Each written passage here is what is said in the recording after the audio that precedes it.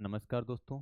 Learning हम में आपका स्वागत है। मैं राधे अमन एक नए टॉपिक के साथ, जैसा कि आप देख रहे होंगे, ठीक है, तय तथा भागवत धर्म, इसको लेकर आपके सामने उपस्थित हुआ हूँ। ठीक है, आज हम क्या करेंगे, इस तय तथा भागवत धर्म के सारे क्वेश्चन को हम क्या करेंगे, सॉल्व कर देंगे। इसके बाद हम अगला टॉपिक जो है हमारा महाजनपद, उसकी ओर बढ़ चलेंगे। तो चलिए इसके प्रश्नों को हम देखते हैं। आइए हम लोग शुरू करते हैं। चलिए शुरू किया जाता है। आइए देखिए ध्यान से।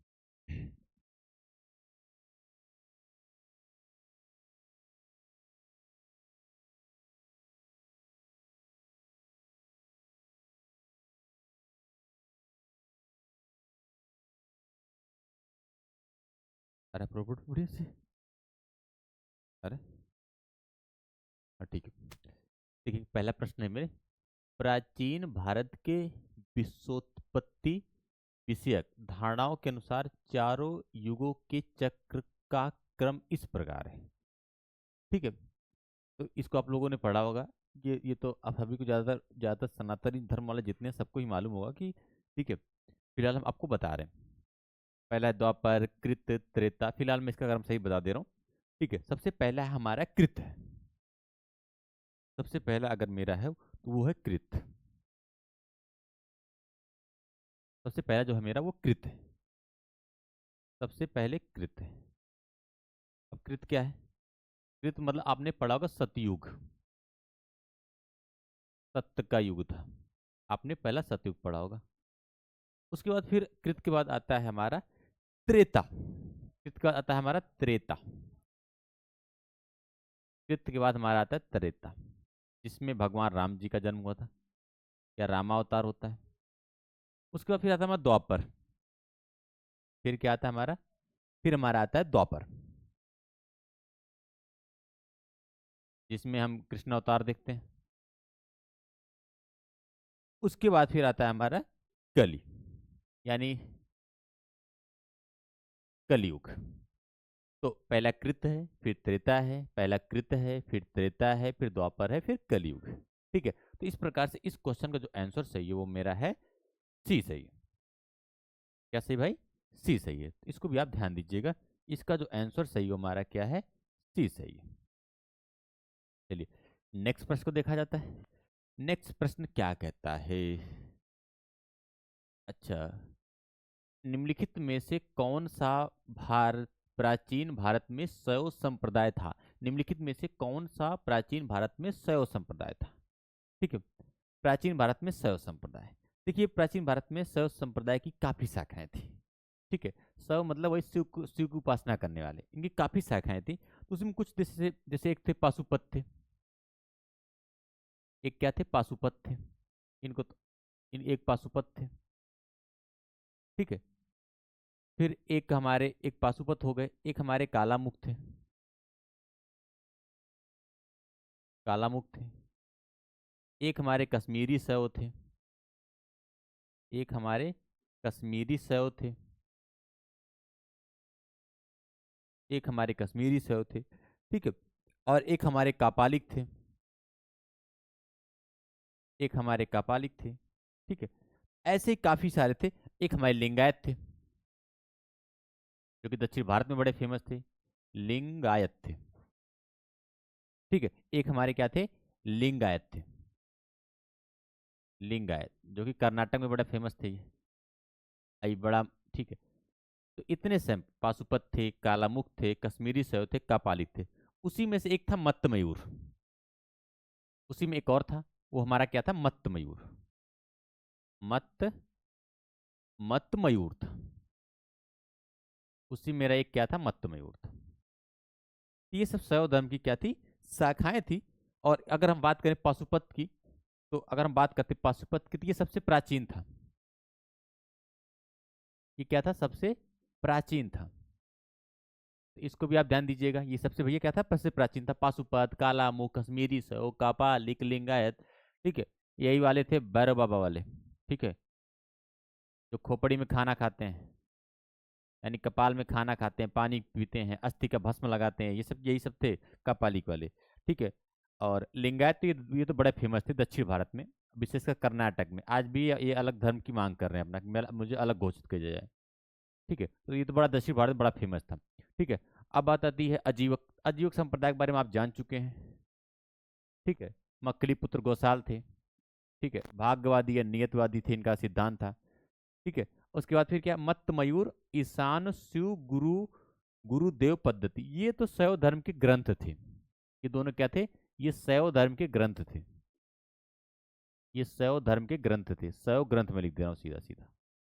ठीक है, ये क्या थे, शैव धर्म के ग्रंथ।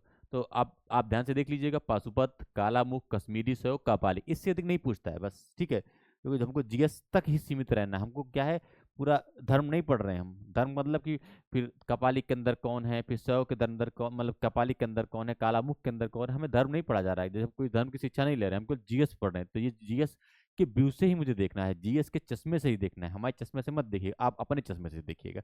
ठीक है, चलिए देखते हैं। ठीक है, तो इस प्रकार दूसरे क्वेश्चन का जो हमारा दूसरे क्वेश्चन का क्या था, ये सही है। ठीक है, आगे हम लोग देखते हैं नेक्स्ट प्रश्न को। दूसरे क्या सही था, मत्त मयूर। चलिए आगे क्या, अर्धनारीश्वर मूर्ति में आधा शिव तथा आधा पार्वती प्रतीक हैं किसके। आपने देखा होगा, इस मूर्ति को सभी लोगों ने देखा होगा, आधा शिव और आधा, आधा शिव और आधा पार्वती किसका प्रतीक है। तो जरा आप बताइए किसके प्रतीक, आधा आधा शिव। ठीक है, तो ये पुरुष, ये पुरुष और प्रकृति का योग। ये क्या है, पुरुष और प्रकृति का योग है। या हम बात करते हैं ये पुरुष और प्रकृति का योग है। या तो फिर हम कहते हैं, या हम कह सकते हैं कि जो आदर्श शिव है ये देव और उसकी शक्ति का योग है। ठीक है, या देव और उसकी शक्ति का योग, देव और उसकी शक्ति का योग, देव और उसकी शक्ति का योग। ठीक है, तो अर्धनारीश्वर की। ठीक है, और विशेषकर अगर ये टाइम बात करें तो गुप्त काल की बात, गुप्त काल में तो इसकी इस टाइप की मूर्तियां खूब बनी थी। इस काल में, गुप्त काल में, उसके बाद भी बनी लेकिन गुप्त काल में ज्यादा पाई गई। ठीक है, तो इस प्रश्न का आंसर क्या है, आधा शिव और आधा पार्वती, यानी अर्धनारीश्वर। ठीक है, तो ये देव और उसकी शक्ति का योग है। तो चलिए इस प्रकार से क्या है, पुरुष और नारी का योग नहीं भैया, देवता और देवी का योग नहीं था, ये देव और उसकी शक्ति का योग था। इस क्वेश्चन का क्या नंबर, क्वेश्चन नंबर सी सही है। अरे देखे हैं भाई साहब, सभी लोग देखे हैं, अर्धनारीश्वर, आधा शिव इधर आधा, समझ रहे हैं। तो ये पुरुष या उसकी प्रकृति का, पुरुष और प्रकृति का योग है, या देव और उसकी शक्ति का योग है। ठीक है, हाँ जो आप समझ रहे हैं वो चीज नहीं है। ठीक है, चलिए आगे देखते हैं। फिर कहता है नैनार कौन थे। अब बात देखिए, दो चीज आपको यहाँ से थोड़ा सा ध्यान रखिए, क्या, एक नैनार ध्यान रखिए, एक अलवार ध्यान रखिए। अब नैनार कौन थे, अलवार कौन थे। देखिए भैया, दक्षिण भारत में क्या हुआ, सॉरी, भक्ति भक्ति का प्रसार करने के लिए, भक्ति का प्रसार करने के लिए कुछ लोग दक्षिण भारत में गए।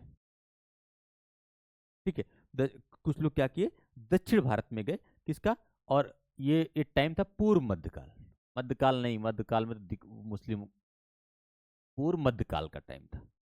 एक टाइम कौन सा था, पूर्व मध्यकाल। पूर्व मध्यकाल में भक्ति का प्रचार प्रसार करने के लिए, ठीक है, कुछ लोग दक्षिण भारत में, विशेषकर तमिल भाषी क्षेत्रों में गए। इस क्षेत्रों में, तमिल भाषी क्षेत्रों में गए।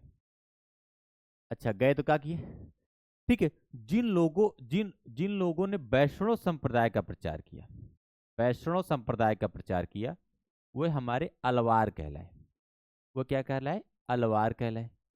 ठीक है, और जिसने शिव जी का प्रचार प्रसार किया, यानी शैव धर्म का प्रचार प्रसार किया, वो हमारे नैनार कहलाए।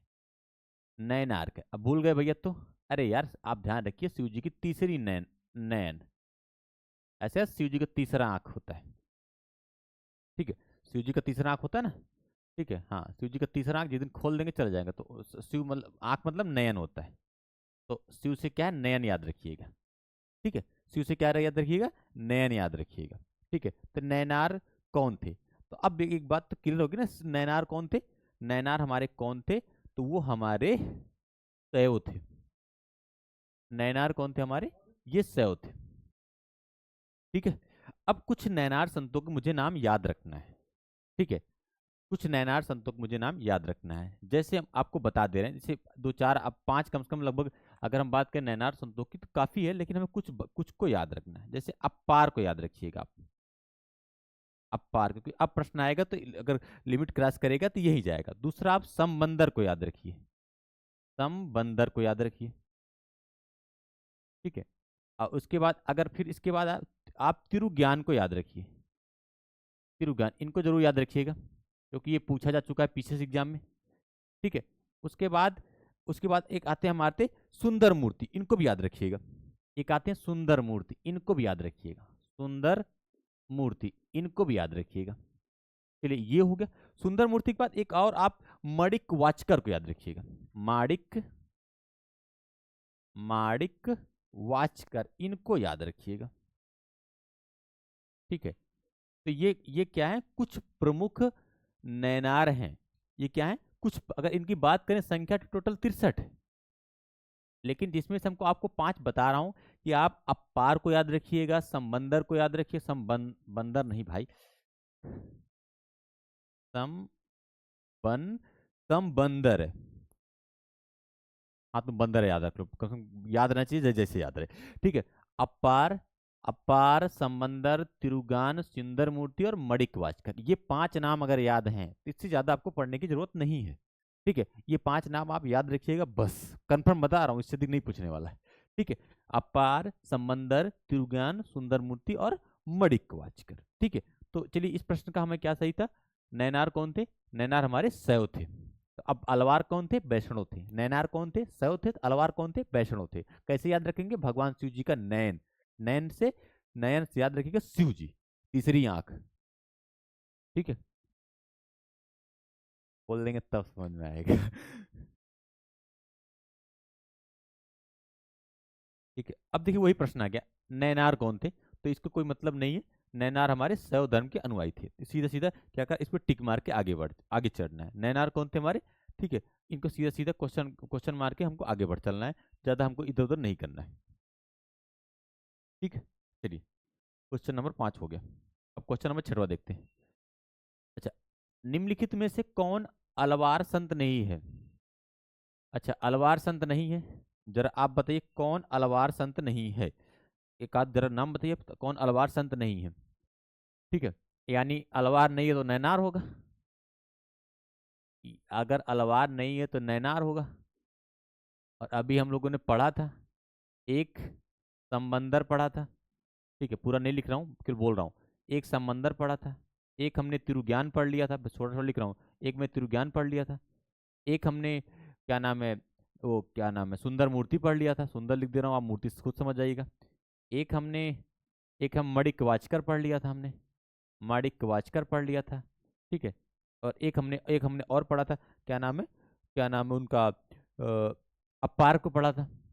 ये 5 है, जरा पांचों में देखो कोई दिख रहा है क्या, इसलिए मैंने याद रहा था, ठीक है। देखो तिरुज्ञान, ये क्यों, ये तिरुज्ञान, ये क्या थे भैया, अगर बात करते हैं मैं तिरुज्ञान की, तो तिरुज्ञान हमारे नैनार थे, नैनार थे, ठीक है।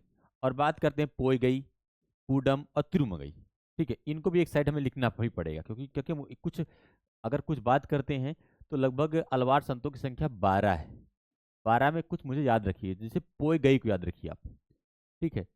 अब याद क्या रखना है, पोई गई, मैं लिख रहा हूँ कि आप फर्स्ट देखिए, पोई गई को याद रखिए, पूडम को याद रखिए, आप पोई गई को याद रखिए, आप पूडम को याद रखिए, आप तिरुमंगई को याद रखिए, तिरुमंगई को याद रखिए, इसको जरूर याद ध्यान रखिएगा क्योंकि एक जैसे नाम लगेंगे, ठीक है, तिरुज्ञान और तिरुमंगई, ठीक है। तो इसको जरूर ध्यान रखिएगा।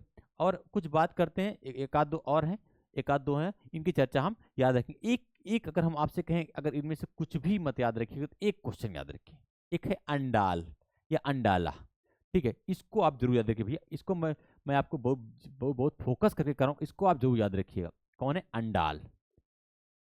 अच्छा, अंडाल, ये आप जरूर याद रखिए, इसको, अंडाल को। कहीं भी अंडाल को क्यों याद रखें, क्योंकि एकमात्र महिला संत थी, एकमात्र महिला संत थी, एकमात्र, और ये प्रश्न पूछा जा चुका है, एकमात्र महिला संत थी, किसकी, अलवार की, बाकी नैनार में काफी थी, कुछ वो फेमस भी हुई, लेकिन अलवार की एकमात्र महिला संत थी, उनका नाम था अंडाल।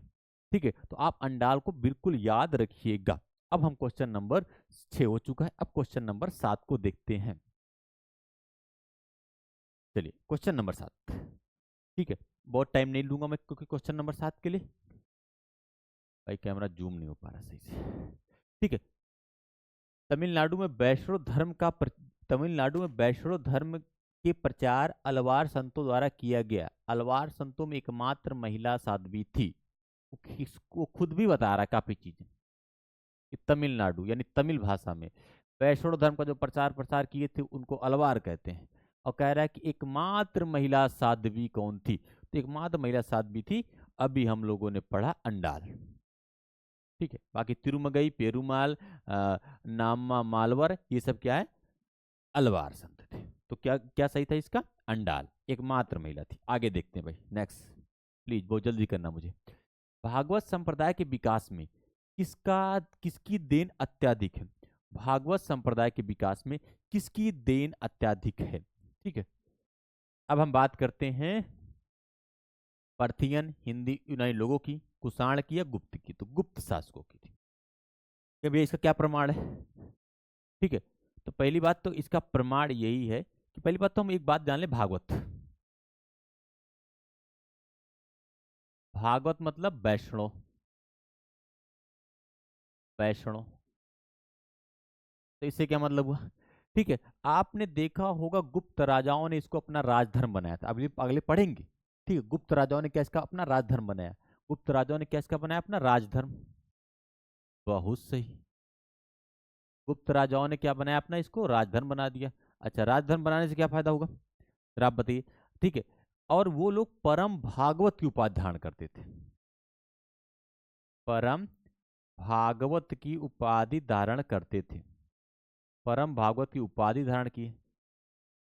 बहुत सही। और आपको पता है कि जो क्या नाम है, क्या नाम है, अगर बात करूँ तो कि जो विश्व के, एक सेकंड, गरुड़, आपको पता है गरुड़ क्या है, गरुड़ विष्णु का वाहन है, गरुड़ विष्णु का वाहन है। तो इससे क्या मतलब है, इसको इन्होंने अपना राजकीय चिन्ह बनाया था। ठीक है, इसको इन्होंने क्या बनाया अपना, भाई कहाँ गया, ठीक है, इसको इन्होंने अपना राजकीय, इसको इन्होंने राजकीय चिन्ह था इनका, गरुड़ राजकीय चिन्ह, गरुड़ क्या था इनका, राजकीय चिन्ह था। फिलहाल चिन्ह गलत लिख रहा हूँ, ये चिन्ह होता है, चिन्ह होता है। ठीक है, तो ये क्या था इनका, राजकीय चिन्ह था, तो इसको आप बिल्कुल ध्यान रखिएगा। ठीक है, आगे हम लोग क्या करते हैं, नेक्स्ट देखते हैं, नेक्स्ट नेक्स्ट टॉपिक को। ठीक है, तो ये बात आपको बिल्कुल क्लियर हो चुकी है, भागवत संप्रदाय के विकास में सबसे अधिक देन किसका था, गुप्तों का। ठीक है, बात अगर हम बात करें कुषाण की, इन लोगों ने थोड़ा बौद्ध धर्म को ज्यादा दिया था।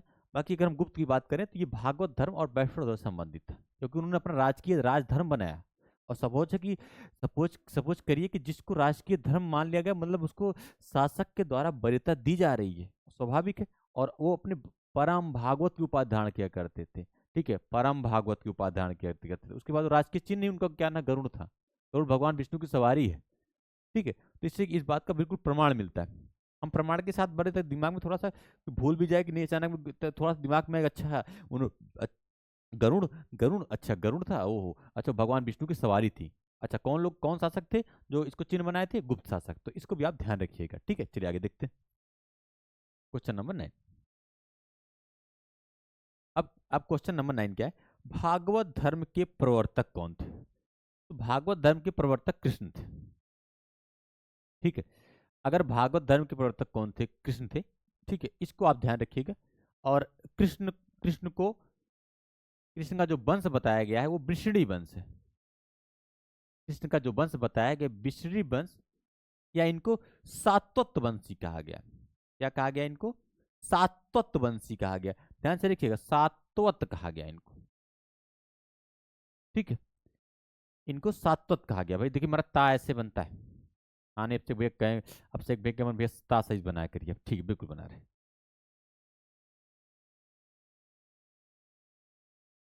ठीक है, बिल्कुल मैं बना दे रहा हूं भाई। ये है वृषणी, ये दिख रहा होगा बढ़िया से, या इनको सातवतवंशी कहते हैं, सातवतवंशी कहा जाता है। ठीक है, ये वाह है, बस वृषणी या सातवतवंशी बोला गया है। और ये किसके किसके प्रवर्तक थे, ये किसके प्रवर्तक थे, ये हमारे प्रवर्तक थे, हमारे किसके, भागवत धर्म के प्रवर्तक थे। कौन, हमारे कृष्ण भगवान। चलिए आगे देखते हैं भाई, हाँ देखते रहते हैं। चलो, निम्नलिखित में से किस ग्रंथ में सर्वप्रथम देवकी के पुत्र कृष्ण का वर्णन किया गया है? महाभारत में, छांदोग्य उपनिषद में, अष्टाध्यायी में, भगवत पुराण में। तो देखिए भैया, छांदोग्य उपनिषद, छांदोक उपनिषद में, उपनिषद में इसकी चर्चा बिल्कुल मिली हुई है। ठीक है, और छांदोग्य उपनिषद में इनको ये बताया गया है कि भैया ये देवकी के पुत्र हैं। इसके देवकी के पुत्र हैं, उसमें लिखा गया बिल्कुल देवकी के पुत्र हैं। और इनके गुरु कौन है? घोर अंगिरस, घोर अंगिरस, ये घोर अंगिरस के शिष्य हैं, ये घोर अंगिरस के शिष्य हैं। इसकी चर्चा कहाँ की गई है? छांदोग्य उपनिषद में। अभी इनका वंश मैंने बता ही दिया था आपको, इनका वंश कौन था? वृषणी वंश। ठीक है, इनका वंश मैंने क्या बताया था? वृषणी वंश या सातवत वंश से थी, या क्या थे? सातवत वंश के थे। ठीक है, ये इनका क्या था? वंश। तो ये दोनों बातें आप ध्यान रखिएगा भाई। ठीक है, छांदोग्य उपनिषद में कहा गया कि भाई ये देवकी के पुत्र हैं और घोर अंगिरस के शिष्य हैं। तो इसकी भी चर्चा इसमें है। आगे देखते हैं भाई, नेक्स्ट क्वेश्चन, क्वेश्चन नंबर 11। अब क्या है, वासुदेव कृष्ण की पूजा सर्वप्रथम किसने प्रारंभ की थी? तो भागवतों ने। ठीक है, इसको सिर्फ आप देख लीजिए, वासुदेव कृष्ण की पूजा सर्वप्रथम किसने प्रारंभ की थी? तो भागवतों ने। ठीक, आगे देखते हैं। अच्छा, निम्नलिखित में से किस देवता को कला में हल लिए प्रदर्शित किया गया था? तो आपको पता है ना, बलराम जी, इनके बड़े भाई। ठीक है, बलभद्र। ठीक है, इन्हीं को हल हल लेते हुए दिखाया गया। ठीक, नेक्स्ट देखते हैं भाई, नेक्स्ट प्रश्न देखते हैं भाई, आगे देखते हैं भाई, क्वेश्चन नंबर 12। भागवत संप्रदाय में भक्ति के रूपों की संख्या क्या है? भागवत संप्रदाय में भक्ति के रूपों की क्या संख्या है? कह रहा है, वो कह रहा है कि 7, 8, 9 और 10। क्या है बताइए, कितने भक्ति के रूप हैं भागवत धर्म में? ठीक है, चलिए ठीक है, हम फिलहाल आंसर बता ही रहे हैं आपको। ये क्यों, कौन सा है? ठीक है, देखिए, इसमें नवधा भक्ति की बात की गई है। भक्ति के 9 प्रकार बताएंगे। नवधा भक्ति क्या है? इसमें भक्ति के नवधा भक्ति यानी 9 प्रकार बताए गए हैं। 9 प्रकार, 9 प्रकार में मैं बता रहा हूँ। ठीक है, जैसे जो भगवान के विचारों को उसको सुनिए, पहला हो गया। अच्छा, भगवान के विचारों सुन लिए, ठीक है। ठीक है, कीर्तन करो, हरे राम हरे कृष्ण। ठीक है, 2 हो गया। भगवान को, अपने आप को दास मान लिए, अपने आप को दास मान लो। ठीक है, अब भगवान को स्वामी मान लो, एक 3 हो गया। ठीक है, उसके बाद फिर क्या करो आप? भगवान का स्मरण करिए, ये भी भक्ति के प्रकार है, भगवान का स्मरण करिए। ठीक है, ये भी उनको सखा भाव मानिए। ठीक है, अपना अपना दोस्त मान लीजिए उनको, ये भी हो गया। या आत्म निवेदन करिए। ठीक है, या उनके चरण की वंदना कीजिए, उनकी अर्चना कीजिए। ठीक है, ये 7 प्रकार हैं फिलहाल, सॉरी फिलहाल 9 प्रकार है ये। ठीक है, चलिए आगे देखते हैं। आपको फिलहाल ये प्रकार नहीं देखना है, बस आपको देखना है कि हाँ, नवधा भक्ति की बात की गई है। ठीक है, उसमें आपको दिमाग में आ जाके स्मरण, इतना डीप नहीं जाने वाला। ठीक है भाई, भगवान का स्मरण करिए, भगवान का कीर्तन करिए, अपने आप को दास मानिए, उनको स्वामी मानिए, आत्मा में आत्मनिवेदन करिए। ठीक है, और उनकी अर्चना करिए, उनके चरण की वंदना कीजिए। ठीक है, ये सब क्या है? नवधा भक्ति है। तो कितने प्रकार के हैं? 9, इसको ध्यान रखिएगा।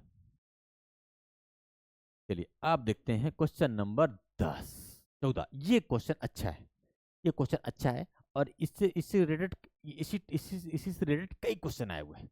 ठीक, तो इसको आप ध्यान से देखिएगा, आपसे भैया ध्यान से देखना। हो सकता है कि यहाँ से तो आपको कई क्वेश्चन मिल जाए, एक एक नहीं कई मिलेंगे।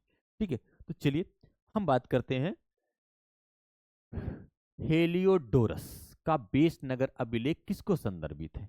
तो इसका आंसर तो मैं आपको बता ही देता हूँ कि इसका तो डी सही है, वासुदेव का है। लेकिन इससे जो इसकी जो व्याख्या है, क्योंकि आप, अब हमको वन लाइन तो पढ़ना नहीं, इसकी जो व्याख्या है उसको हम करने जा रहे हैं। तो क्वेश्चन छोटा करते हैं।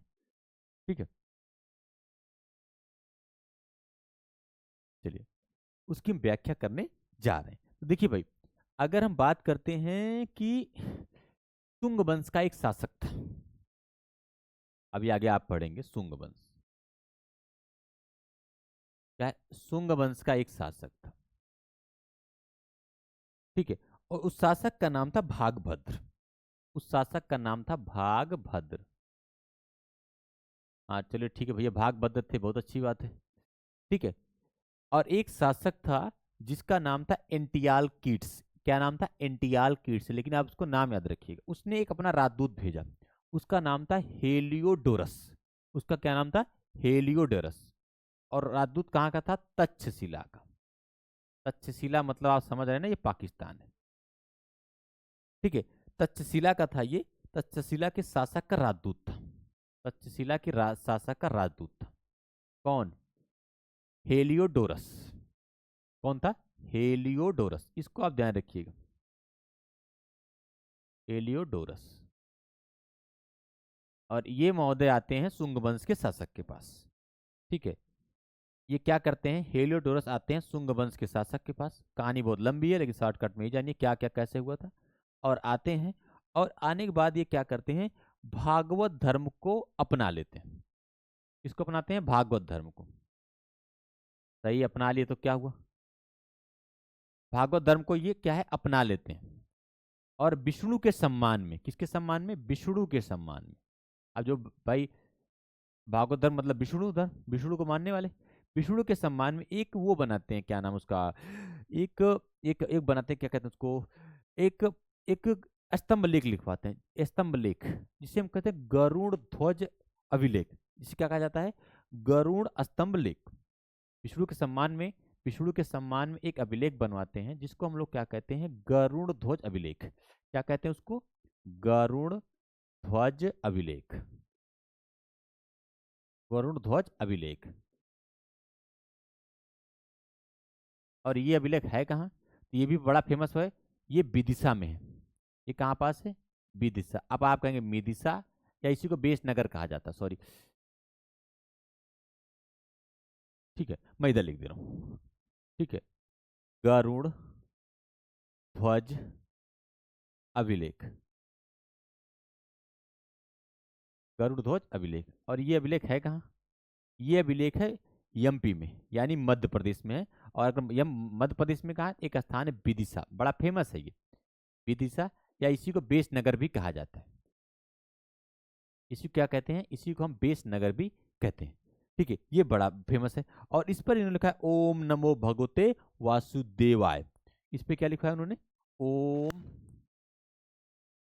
नमो भगवते वासुदेवाय, वासुदेवाय, इसको उसने लिखवाया, ठीक है।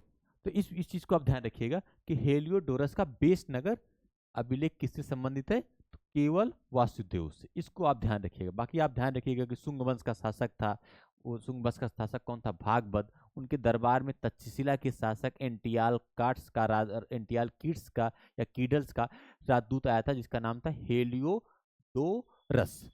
कि कौन आया था? हेलियोडोरस। रा है और सा, हेलियोडोरस आया था। और उन्होंने क्या, उसने क्या किया था? भागवत भागवत धर्म को अपनाया था। अब विष्णु के सम्मान में मध्य प्रदेश के विदिशा में, या विदिशा को हम क्या कहते हैं?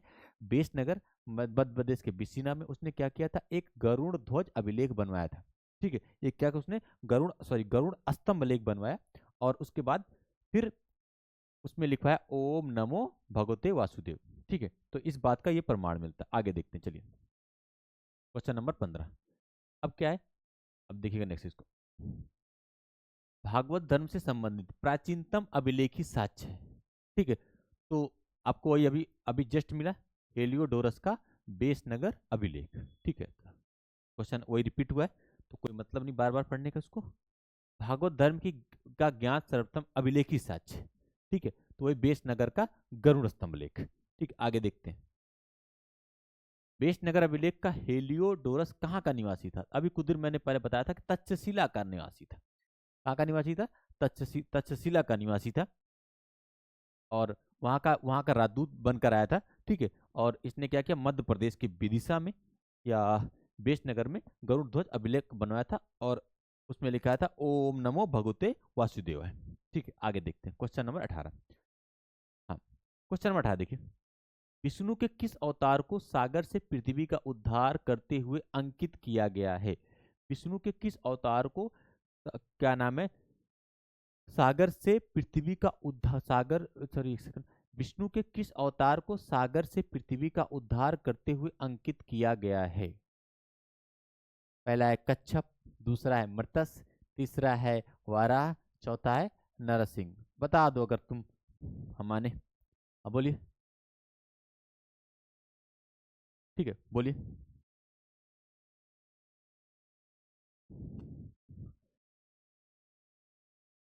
कौन सा है?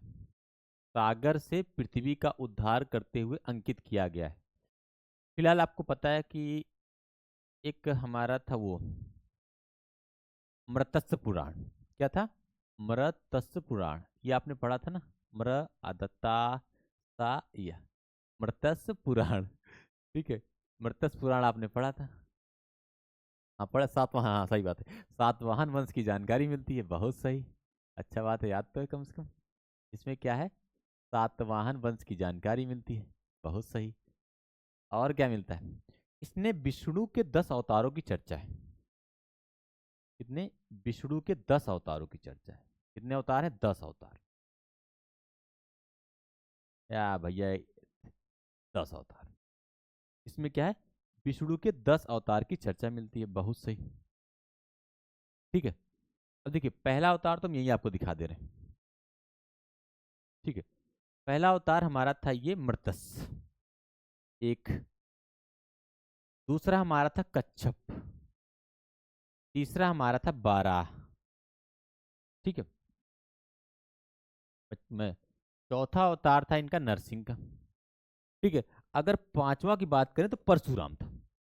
परशुराम, इन्होंने दुष्ट क्षत्रियों का नाश किया था पूरे पृथ्वी से। परशुराम। ठीक है, अगर हम पांचवें अवतार की बात करते हैं तो क्या था? परशुराम। परशुराम।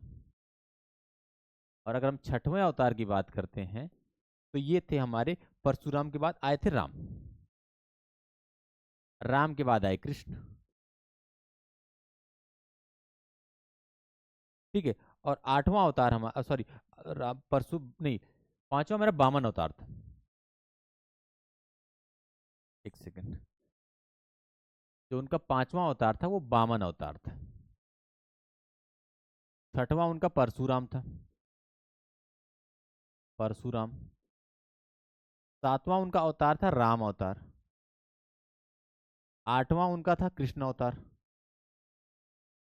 ठीक है, और एक स्पेशल जो जोड़ दिया गया, नौवां, इनको बुद्ध अवतार माना जाता है। और 10वां माना जाता है कि ये अगला होगा, और ये कल की अवतार होगा। ये क्या होगा?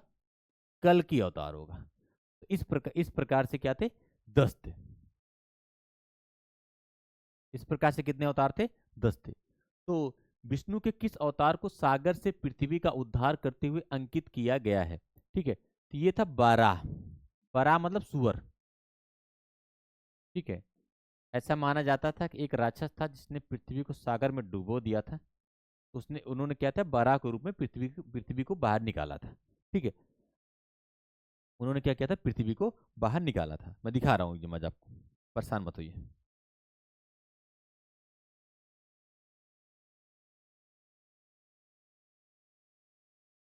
पहला पहला था बारह, सॉरी तीसरा था बराह अवतार।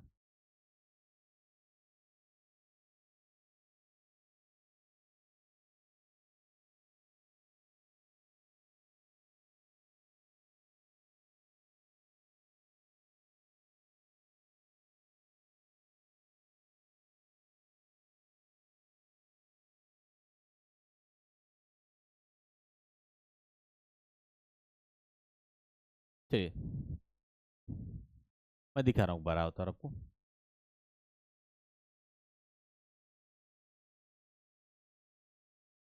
ठीक है, यही है। तीसरा अवतार क्या है इनका? यही है। ठीक है। और यही क्या है, देखिए पृथ्वी को अपने, आप देखिए ये सुअर के रूप में था, ठीक है, और देखो पृथ्वी को क्या किया इन्होंने, ऊपर रखा हुआ है। ठीक, यही यही क्या था, बड़ा अवतार था इनका। बाकी हाँ, उनके 10 रूपों की संख्या आप जान ही रहे, मैं आपको दिखा दे रहा हूँ। ठीक है, पहला पहला क्या था, मृत्स्य था, आपने पढ़ा। दूसरा, दूसरा कुकुर मतलब कच्छप था। तीसरा बारह था, फिर नरसिंह का अवतार लिया, फिर बामन छोटे रूप लिया इन्होंने। उसके बाद फिर हमारा क्या नाम था, ठीक है, फिर परशुराम का अवतार लिया, इन्होंने जो दुष्ट क्षत्रिय उनका नाश किया था। फिर भगवान राम का अवतार है, फिर कृष्ण जी का अवतार है, फिर देखिए नौवां हमारा बुद्ध अवतार था, और 10वां हमारा क्या नाम था, कल की, अभी आए नहीं, ये आएंगे। ठीक है, तो इस प्रकार से क्या था, 10 अवतारों की चर्चा है। ठीक है, कुछ ज्यादा ही हो गया लेकिन फिलहाल ठीक है। चलिए आगे देखते हैं, क्वेश्चन नंबर 10। भारत में आस्तिक और नास्तिक संप्रदायों में कौन सा विभेदक लक्षण है। ठीक है, मतलब कि अगर देखा जाए कि कौन लोग आस्तिक थे और कौन लोग नास्तिक थे। ठीक है, देखिए जो एक मैं बात कर रहा हूं, आस्तिक और नास्तिक का जो बीच का डिफरेंस पैदा किया वो वेद। ठीक है, वेदों को मानते हुए जो दर्शन लिखे गए, जिस दर्शन की चर्चा हुई, सॉरी वेदों को ना मानते हुए, वो हमारे क्या थे, नास्तिक थे। वेदों को ना मानते हुए जिन जिस दर्शन की चर्चा हुई वो हमारे कैसे थे, नास्तिक थे। इसी में आप चार्वाक दर्शन ले सकते हैं, चार्वाक दर्शन ले सकते हैं, बौद्ध दर्शन ले सकते हैं आप। ठीक है, चार्वाक दर्शन ले लीजिए, बौद्ध दर्शन ले लीजिए, उसके बाद फिर आप क्या नाम है, जैन दर्शन ले लीजिए। ये क्या है, वेदों को नहीं मानते थे। अब वेदों को मानते हुए जिस दर्शन की चर्चा हुई वो क्या थे, हमारे आस्तिक थे। ठीक है, इसी में षड दर्शन आ जाता है हमारा। ठीक है, षड दर्शन एक आध दो बता रहा हूँ उसमें, सॉरी, इसी में क्या था, हमारा षड दर्शन आ जाता है। ठीक है, षड दर्शन,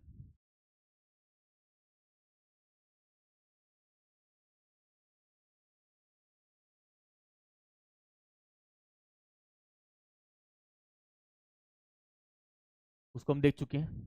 जो लोग वेदों को नहीं मानते, दर्शन बताए, वो दर्शन की बात की, वो क्या था, वो नास्तिक थे। और जो वेदों को माने वो कौन थे, आस्तिक थे। ठीक है, तो इस चीज में हमें थोड़ा ध्यान रखना है। ठीक है, बाकी हम आप देखते हैं, कुछ दर्शन है हमारे, जैसे सांख्य दर्शन, दर्शन में आता है षड दर्शन, उसी में सांख्य आता है, योग दर्शन आता है।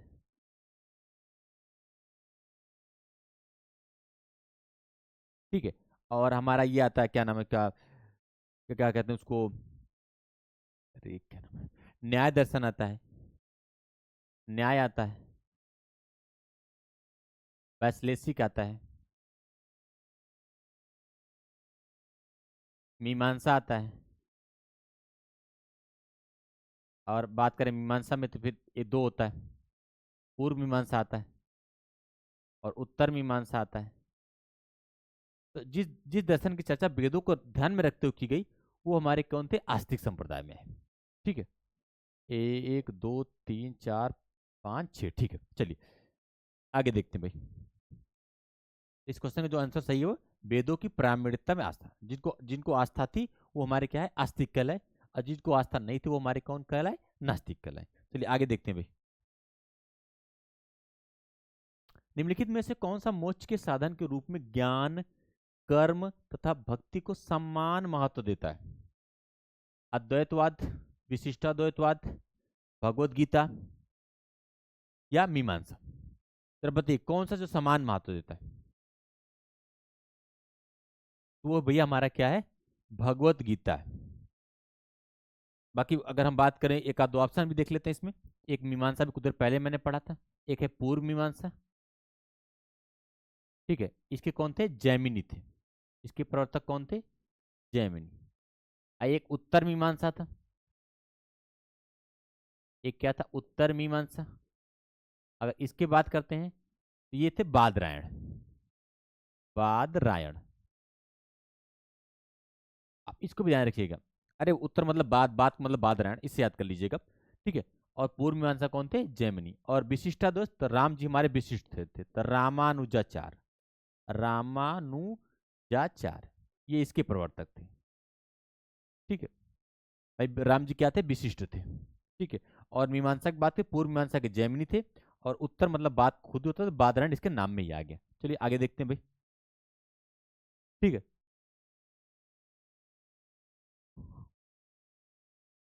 ब्लड तो नहीं कर रहा, ठीक है। अधोलिखित में कौन सा एक गीता की मुख्य शिक्षा है? कर्म योग, ज्ञान योग, भक्ति योग और निष्काम कर्म योग। ठीक है, जरा आप बताइए भाई कौन सा है? कर्म योग सही है, ज्ञान योग सही है, भक्ति योग सही है, कि निष्काम योग सही है? ठीक है।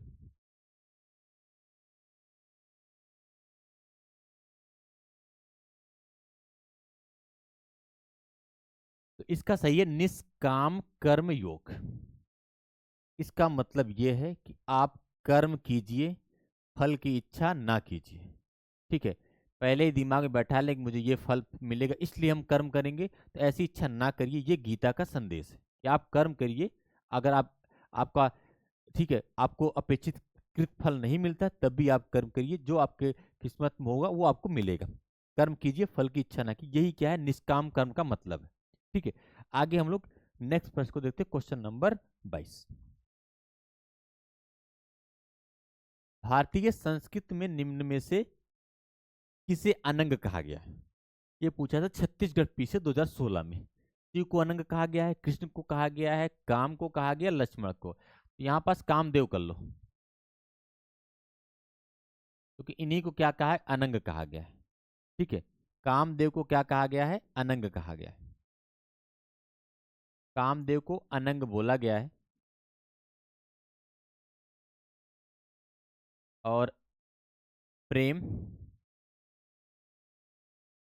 और रति के ये देवता, सॉरी, रत इनके, सॉरी, प्रेम और काम की जब चर्चा आती है तो इनकी बात की जाती है। रति तो इनकी पत्नी थी, सॉरी, रति इनकी पत्नी थी, ऐसा माना गया है। ठीक है। तो अनंग किसको बोला गया? अनंग कामदेव को बोला गया। इसको आप ध्यान रखिएगा। ठीक है। अरे आप नहीं पढ़ा है, जब रस पढ़ते हैं उसमें आता है रति। ठीक है। चलिए आगे देखते हैं भाई।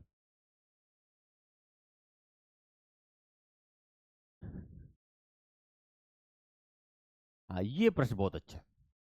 निम्नलिखित में से कौन प्रस्थान त्रय में सम्मिलित नहीं है?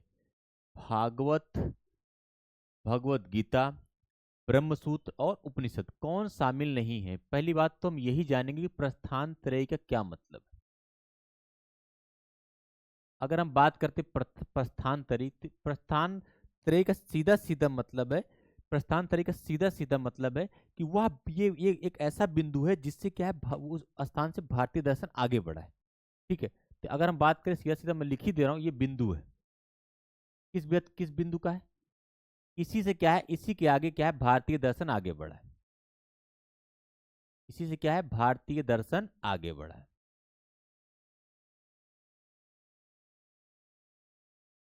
इसी से क्या भैया, भारतीय दर्शन आगे बढ़ा है। ठीक है।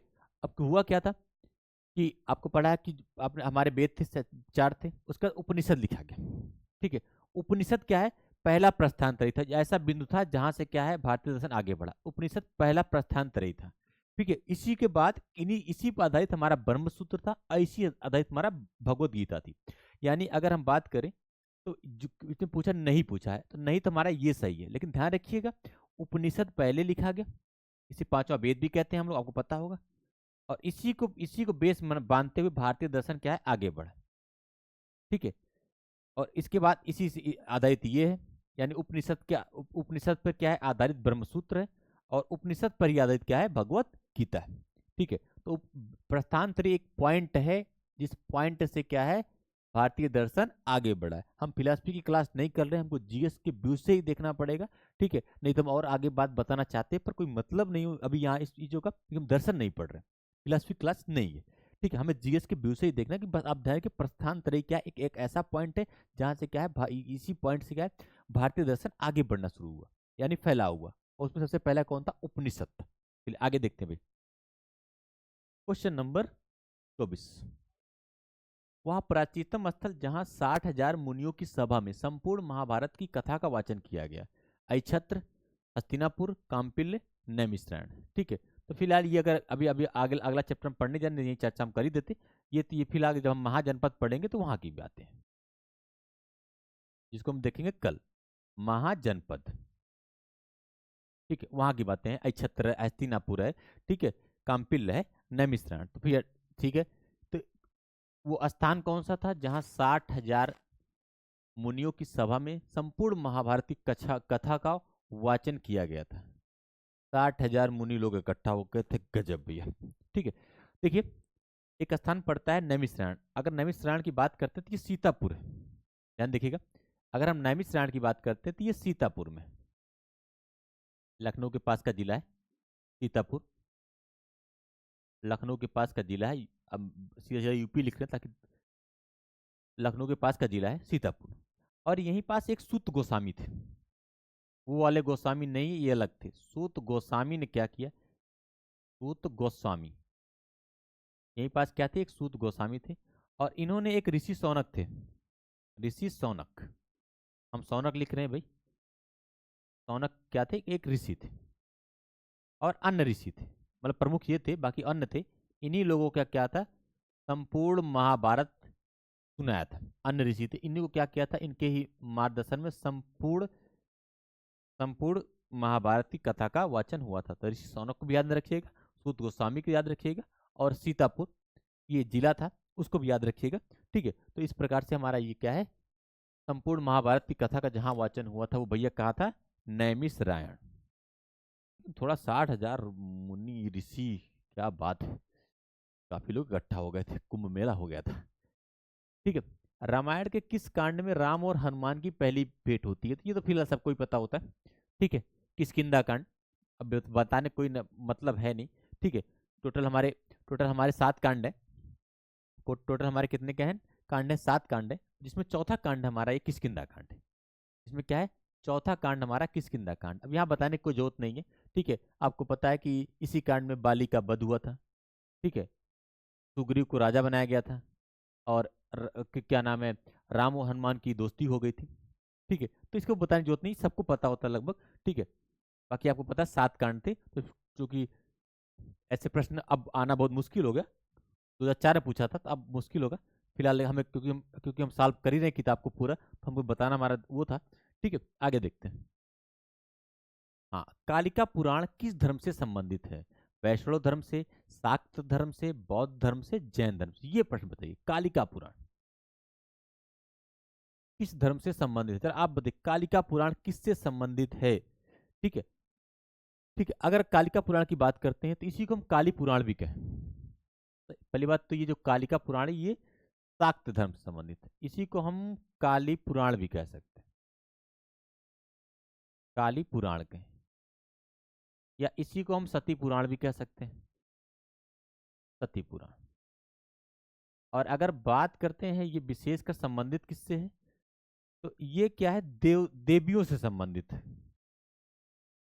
ये किससे संबंधित है, देवियों से। ठीक है, देवताओं से नहीं, ये क्या किससे संबंधित है, देवियों को समर्पित है। ठीक है, ये किसको समर्पित है, देवियों को समर्पित है। ये किसको समर्पित है भैया, देवियों को समर्पित है। इसी में चर्चा की गई है कि इनके इनके 3 रूपों की चर्चा की गई थी। एक सौम्य रूप होता है इनका, एक रौद्र रूप होता है, और एक काम रूप होता है। अरे कामाख्या देवी का मंदिर भाई, ठीक है, कामाख्या देवी, ये देख लीजिए आप, असम में है, ये असम में है। ठीक है, और रौद्र रूप तो आप ध्यान रखिए, काली चामुंडा ये सब उधर है। और सौम्य रूप में जितना आपको सामने दिखता है, विंध्यवासिनी, सब क्या है, सौम्य रूप। विंध्यवासिनी, दुर्गा, ये सब क्या है, विंध्यवासिनी। ठीक है, बाकी जो भी है उनका सौम्य रूप है। ठीक है, तो इसको ध्यान रखिएगा, कालिका पुराण का संबंध क्या है, शाक्त धर्म से संबंधित है। आगे देखते हैं भाई, नेक्स्ट।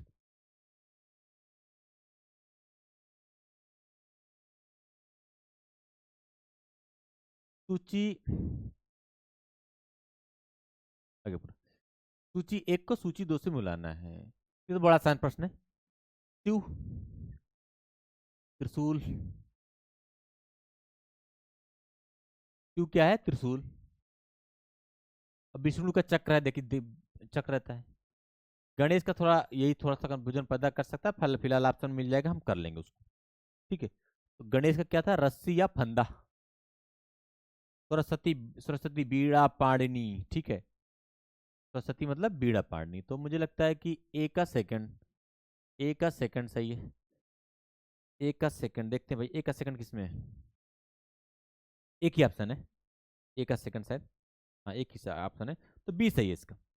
ये बहुत आसान प्रश्न था ये, ए का सेकंड सही है, तो क्या नाम है, एक ही सही है, बी सही है मेरा, ए का सेकंड सही। चलिए आगे देखते हैं भाई, क्वेश्चन नंबर नेक्स्ट 27। हाँ इसको थोड़ा ध्यान रखिएगा, पुरी में जगन्नाथ यात्रा किसके सम्मान में निकलती है। पुरुष, पुरी में रथ यात्रा किसके सम्मान में निकाली जाती है, भगवान राम के, क्या नाम है, भगवान विष्णु के, भगवान जगन्नाथ के, भगवान शिव के। तो आपको पता है ये जगन्नाथ, इस प्रश्न क्या है सही, ये भी आसानी प्रश्न था, क्या है, भगवान जगन्नाथ के, ठीक है। भगवान जगन्नाथ मतलब ये कृष्ण, भगवान जगन्नाथ का मतलब हो गया आपका कृष्ण, ठीक है। और ये निकाला जाता है कृष्ण, उनके भाई बलराम थे, वही जो हल वाले, उनके भाई बलराम थे, और उनकी बहन थी सुभद्रा। इन तीनों के सम्मान में निकाला जाता है, ठीक है। कृष्ण थे, बलराम, इन इन सबके सम्मान में निकाला जाता है, ठीक है, इन सबके सम्मान में निकाला जाता है। कहाँ निकाला जाता है, पुरी में। पुरी कहाँ है, जगन्नाथपुरी कहाँ, उड़ीसा में, उड़ीसा राज्य में, भारत के, ठीक है। चलिए आगे देखते हैं भाई, ये हो गया क्वेश्चन नंबर 28। बस एक आध दो प्रश्न और बचे शायद, आगे देखते हैं। नासिक में कुंभ मेला किस एक नदी के तट पर लगता है, ठीक, ये भी बहुत आसान प्रश्न है। नासिक में कुंभ मेला निम्नलिखित में से किस एक नदी के तट पर लगता है, ठीक है। तो फिलहाल आपको पता है कि कुंभ मेला सबसे भयानक वाला तो हम लोग के यहाँ लगता है, जहाँ पास से हम आपकी क्लास ले रहे हैं, यानी जिसको कहते हैं प्रयागराज, प्रयागराज सबसे बड़ा मेला यही लगता है, प्रयागराज। लेकिन लगता चार जगह है, फिर बताना पड़ेगा। और कुंभ मेला प्रयागराज, यहाँ तीन नदियों का संगम है, एक है गंगा, एक है यमुना, और एक है सरस्वती, ठीक है। गंगा यमुना तो दिखती है, पर सरस्वती अदृश्य ऐसा माना जाता है कि वो भी बहती है, ठीक है। उसके बाद फिर दूसरा क्या नाम है, फिर एक लगता है हमारा हरिद्वार में, एक कहाँ लगता है, हरिद्वार में, एक कहाँ लगता है, हरिद्वार में, एक लगता है हमारा हरिद्वार में, और ये भी गंगा के किनारे लगता है। और एक लगता है भैया महाकाल की नगरी उज्जैन में, महाकाल की नगरी उज्जैन में, और ये क्षिप्रा नदी के किनारे लगता है, ठीक है भैया। एक लगता है ये क्षिप्रा नदी किनारे लगता है, और एक हमारा अभी जिसको हमको देखना है, नासिक, एक लगता है नासिक, नासिक मतलब आप समझ गए महाराष्ट्र, और ये गोदावरी नदी के किनारे लगता है, इसके गोदावरी नदी के किनारे लगता है, ठीक है। तो इसको भी आप ध्यान रखिएगा। चलिए आगे देखते हैं क्वेश्चन नंबर, तो इसका हमारा कौन सा सही है, गोदावरी नदी, ठीक है। इस क्वेश्चन का क्या सही है हमारा, गोदावरी नदी। आगे हम लोग देख लेते हैं भाई, लास्ट शायद 29 या 30 से लास्ट ही होगा अब, ठीक है। क्वेश्चन नंबर 30, नाथ पंथियों, सिद्धों और योगियों ने भक्ति धर्म को किस क्षेत्र में लोकप्रिय बनाया, उत्तर भारत में, दक्षिण भारत में, पूर्व भारत में, पश्चिम भारत में। तो भैया देखिए, इन्होंने क्या किया, उत्तर भारत में इसको काफी लोकप्रिय बनाया, ठीक है। इन्होंने क्या किया, जो बुराइयां थी, कर्मकांड थे, इन सबको दूर किया, ठीक है। मोक्ष का सरल तरीका थोड़ा बताया, प्राणायाम व्यायाम इन चीजों पर अधिक फोकस किया, ठीक है। तो इन्होंने क्या किया, काफी फेमस किया उत्तर भारत में, किसने, नाथपंथियों ने। इसको ध्यान रखिएगा। आगे हम लोग नेक्स्ट प्रश्न देखते हैं, लास्ट है शायद, हाँ भैया इसको ध्यान से देखिए,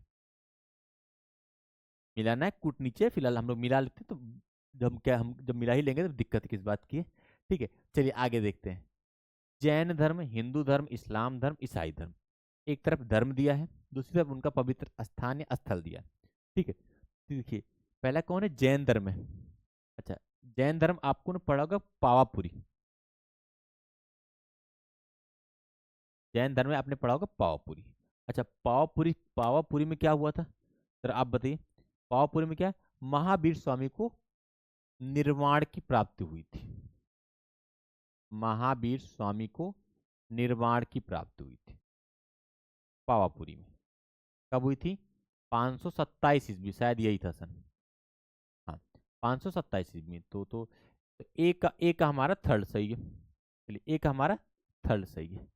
हिंदू धर्म बड़ा फेमस स्थान है, बाबा विश्वनाथ की नगरी वाराणसी, प्रधानमंत्री जी का संसदीय क्षेत्र, भारत माता का मंदिर, ठीक है, तो ये भी बड़ा फेमस है। आगे हम लोग देखते इस्लाम धर्म। इस्लाम धर्म में मक्का और मदीना ये बड़ा फेमस है। मक्का और मदीना ये भी जानते रहिए थोड़ा सा, फिलहाल सब जानते ही हो आप लोग। ये क्या है? मक्का और मदीना, ये बड़ा फेमस है। ईसाई धर्म, इसको जानते रहिए, ईसाई धर्म, इसको वेटिकन सिटी। क्या है? Vatican city. अगर कट गया तो मैं लिख दे रहा हूं। ये क्या है? विश्व का सबसे छोटा देश है। ये क्या है? ये विश्व का सबसे छोटा देश है। ये विश्व का सबसे छोटा देश है। ये विश्व का सबसे छोटा देश है। इनके यहाँ सत्ता और धर्म का इतना भयानक टकराव हो गया था कि धर्म के लिए एक अलग देश ही बना दिया गया। और क्योंकि अलग देश बन गया है तो यहाँ का जो पोप होते हैं इनको एक स्पेशल व्यवस्था मिलती है। ठीक है, क्योंकि वो देश के नाते की उनको व्यवस्थाएं दी जाती हैं। सोचिए कितने कितने कितने दिमागी हैं ईसाई धर्म के लोग। उन्होंने अपना एक छोटा देश ही बनवा दिया ताकि हर कहीं भी जाए तो उनको एक देश देश होने के नाते उनको व्यवस्थाएं दी जाए। उसका प्रमुख ही पोप होता है। ठीक है, तो चलिए इस प्रकार से क्या है, हम शायद 31 क्वेश्चन थे। 31 क्वेश्चन थे। अब कौन सही था इसको मिला लीजिएगा आप लोग। चलिए, तो तो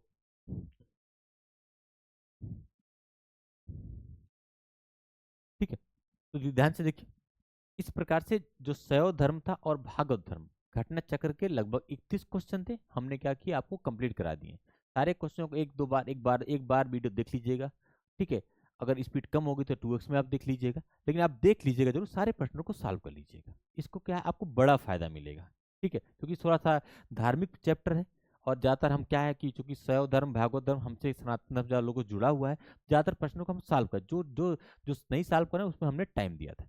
ठीक है, तो चलिए नेक्स्ट क्लास में आपको हम मिलते हैं नए टॉपिक के साथ, महाजनपद के साथ आपके साथ हम नए टॉपिक में मिलेंगे। चलिए फिर इसी के साथ विदा लेते हैं। धन्यवाद।